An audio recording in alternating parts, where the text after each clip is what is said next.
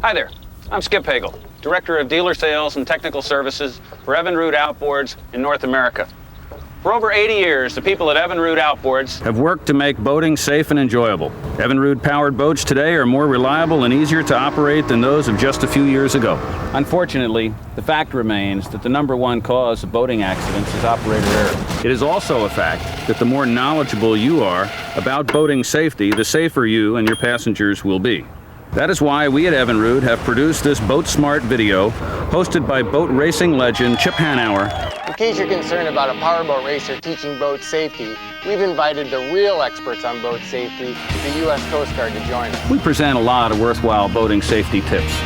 But please keep in mind, this is not a training video. In addition to watching, we urge you to sign up for one of the boating safety courses offered by the Coast Guard Auxiliary, the U.S. Power Squadron, or your local state agency.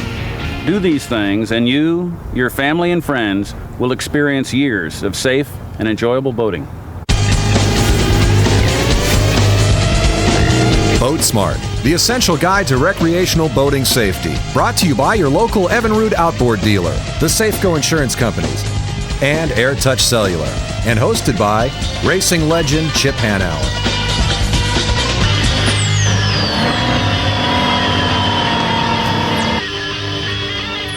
I know what you're probably thinking, a safe boating video. They're probably gonna suck all the fun out of the sport and then deem it safe. Well, I'm here to tell you that's not the case because, frankly, boating is fun, but it's also challenging. By the way, I'm Chip Hanauer. I race powerboats for a living.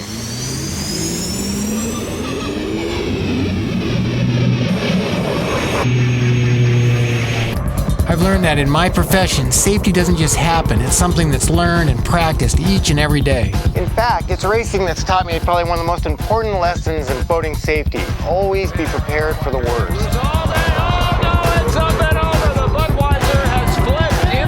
When I race, I wear a life jacket, a helmet, a fire suit. There's an escape hatch in the bottom of the boat, all just in case something should go wrong. When you're preparing for an outing in a pleasure boat, the same rule applies. Be prepared for emergencies.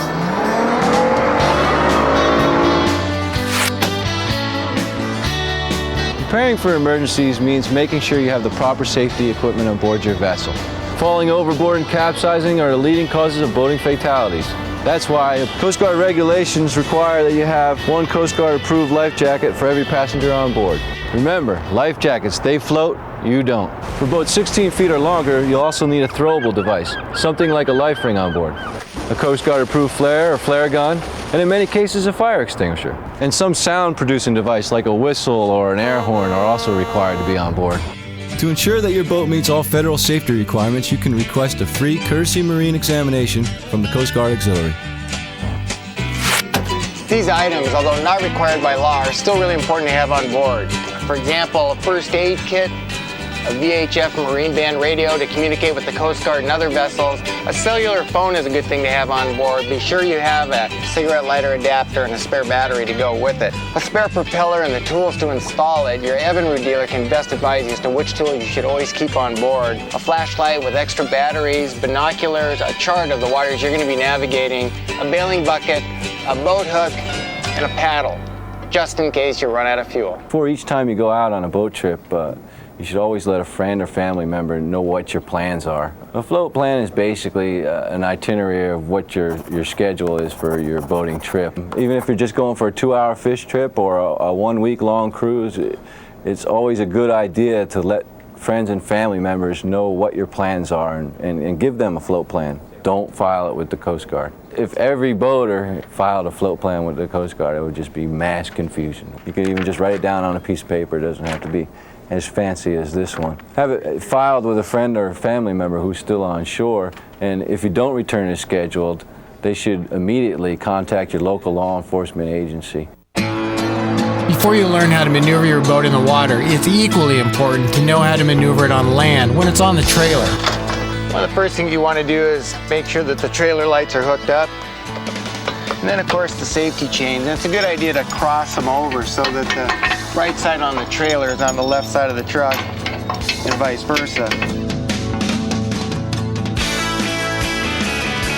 Backing your trailer down the ramp to launch your boat is really one of the trickiest operations simply because, well, everything's backwards. You turn the wheel on the car to the right and the trailer goes left. You turn the wheel on the car left and the trailer goes right. If you're new to towing a trailer, you might do well to practice in an empty parking lot somewhere away from the lines that typically form at boat ramps where the pressure is really on. A few things you want to check before we finally put the boat in the water. Start by trimming the motor up so the propeller doesn't dig in, and put out all your fenders to protect the hull. We want to make sure the winch cable is tight. We want to make sure we've got a bow line, a stern line, and finally, don't forget the drain plug. You'd be surprised how many times even experienced boaters forget that. There's nothing really quite as embarrassing as backing your boat down the ramp and it's slowly filling up with water. Some other things to check: make sure the trail lock is up, the tie downs are off, and when that's done, I think you're ready to go. Oh, drain plug, sorry. To launch, you want to line the boat and the trailer up in as straight a line as possible and then back it down the ramp until the back of the boat just begins to float. Set your parking brake.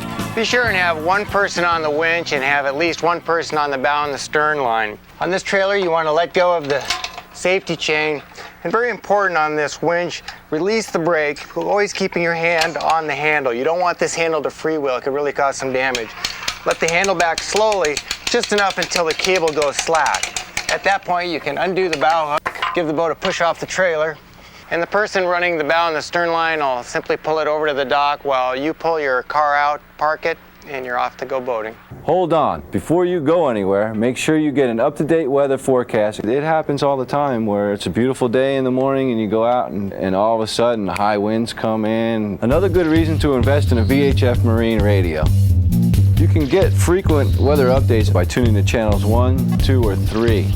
Or at the very least, you should pack a portable AM radio and tune it to a channel that gives frequent weather updates. No video can take the place of training and experience when it comes to learning how to maneuver a boat, but understanding some basic principles of boat handling will make it much easier for you. To begin with, the steering wheel may look virtually identical to the one in your car, but driving a boat is entirely different than driving your automobile. Some of the basic differences: a boat turns from the back, a car from the front. As a result, they handle very differently. Obviously, your automobile has brakes. Unfortunately, a boat doesn't. That's why you've got to use reverse when you want to bring the boat to a stop or to slow it down. A boat drifts, a car does not. So you have to take into account wind and currents, especially at slow speeds. A boat moving at slow speed turns very slowly. In fact, an outboard in neutral barely turns at all. The point of all this being, steering a boat is much less precise than steering a car. It requires that you think a long ways ahead. Knowing how to operate your own boat is only part of it. You have to know how to interact with other boaters. You have to know the rules of the road, or in this case, the rules of the water. On the water, as on the highway, there are certain rules of the road you need to adhere to. To begin with, you need to determine who has the right of way in certain situations. There's a pecking order amongst vessels. As you can see, the captain of a power-driven boat has to yield the right of way to all sailboats, commercial fishing boats, and of course, all non-powered boats like rowboats, canoes, and so forth. But what happens when two power boats meet? Then it starts getting a little complicated. Briefly, when two power boats meet head-on, they need to pass port to port, or left side to left side. When two power boats approach each other other than head-on, say a crossing situation, the vessel on the right side or starboard side has the right of way. The other vessel is the give-way vessel and has to keep clear by veering to the right and passing behind the other boat. Finally, in a passing situation, the boat approaching from the stern or back typically should pass on the right and avoid the boat being overtaken.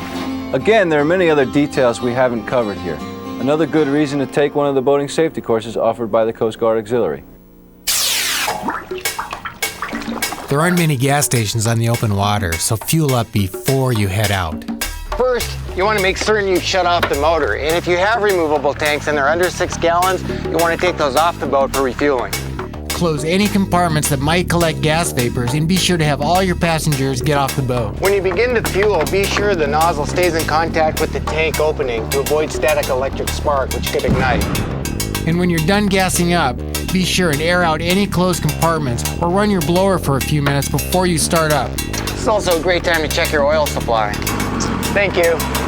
You know, running out of gas in a boat can be a really frightening experience. Luckily, the Coast Guard's got a rule of thumb that can prevent that from happening. It's called the rule of thirds.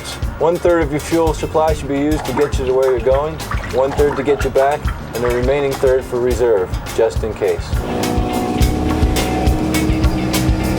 Although most boats handle much better when they're up to speed, driving a boat at speed has its own set of challenges. You have to be much more alert, always looking out in front, keeping an eye open for obstacles, down skiers, other boaters who may not be paying attention. Keep a lookout for scuba diving flags, swimmers, and be very aware of the effect your boat's wake is having on other boats. Also, on most waterways in most states, it's the law you operate at no wake speeds when you're within 100 yards of shore, a marina, or a bridge. When you're traveling at speed, it's critical that your passengers all be seated and that no one distract the driver or obstruct their view. Nearly all outboards come with a trim adjustment, and what that does, it controls the angle which the propeller enters the water. If you trim the engine too far up, the bow rides high in porpoises. If you trim it too far down, the bow plows, creating unnecessary drag. It takes experience with a boat to determine the optimal trim. It also takes experience to know how to safely navigate the waterways, how to read colored buoys and signs that act as navigational aids. The most common are the red and green dayboards that mark the sides of a channel. An easy way to remember the meaning of each color is to use the 3R rule. Red, right, returning. That is, the red buoy should be on your right as you're returning from open sea, the green on your left. But never rely solely on buoys or markers to determine a safe position.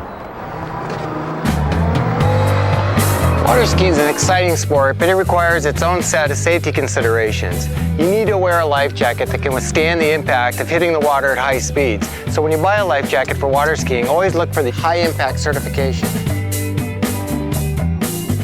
All right, you guys about ready to go? Yeah. All right. Make certain that in addition to the skier and the driver, there's an observer on board, someone to watch the skier in case there's trouble. If you're the driver, always look ahead and maintain a ski corridor of at least 100 feet on either side of the boat. When a skier falls, the observer raises the skier down flag. The driver returns to them as quickly as possible. It's important to remember to keep skiers and swimmers away from the back of the boat while the motor is running. Overloading a boat is another cause of boating accidents. Each boat has a capacity plate on it that identifies the maximum number of persons, the maximum weight capacity, and the maximum horsepower it can safely handle. Don't exceed these limits. Part of boating safety is being able to rely on the boat itself. You want to know that the engine's going to start when you need it, and the boat's going to perform the way you expect. Evinrude motors are strong, durable machines that are designed to provide years of trouble-free operation. Nonetheless, like all machines, they require routine maintenance, which your Evinrude dealer can advise you on. Because there's nothing worse than being a mile offshore with a dead engine and a small fish. There's a lot of people out there that just don't realize that boating while intoxicated is illegal. Alcohol adversely affects your balance, coordination, vision, and most importantly, your judgment. On the water, there are other factors that add to the impairment caused by alcohol, namely the motion of the boat and dehydration. It's easy to lose your balance on a rocking boat, and as we've said before, falls overboard are a leading cause of boating fatalities. Also, the sun causes you to perspire, removing water from your body but leaving the alcohol. This can cause impairment to happen more rapidly. So 2 beers at home might be different than 2 beers out on the water. You might react different. It is both illegal and extremely dangerous to operate a boat while intoxicated. Boats don't have headlights, but what lights they do have aren't there to help you see, but rather they're there to help you be seen. Although boat lighting varies depending on the size and the type of vessel, in the case of recreational powerboats less than 39 feet in length, there are 2 lights at the bow, red on the port or left side, green on the starboard or right side, and then 1 all-round white light near the stern. This may seem obvious, but if you do have to be out in your boat after dark, drop your speed and use extreme caution. Hi, I'm Pete Myers, a boat insurance underwriter with Safeco Insurance Company. Please remember that being properly insured for property damage or personal injury you may cause others while operating your boat is also an important part of being a safe, responsible boater. Your independent Safeco insurance agent can help you make sure your boat insurance won't spring a leak just when you need it most. This is Safeco's comprehensive safe boating guide. It's loaded with information you'll find both useful and easy to read. whether you're a seasoned skipper or brand new to the joys of recreational boating. To receive your free copy of the kit, just send a request by postcard or letter to this address. Safeco Insurance Companies, attention, Safe Boating Kit, T-21, Safeco Plaza, Seattle, Washington, 98185. This video is by no means to be the all-encompassing guide to recreational boating safety. Instead, it's meant to cover the safe boating concepts that are common to all recreational boaters. Naturally, there's issues that are particular to the type of boat which you own, and also the body of water which you're operating on. Be certain and protect your investment with the proper insurance policy, and if, heaven forbid, you should ever be involved in an accident, report it as soon as possible to your local county sheriff's office. And always be aware of the rules that govern boating in your area, and keep up to date on those rules. Any boater, no matter how experienced, would do well in taking one of the many boating safety courses offered by the Coast Guard Auxiliary, the U.S. Power Squadron, or other local agencies. Thanks for watching. Have a great time and good boating.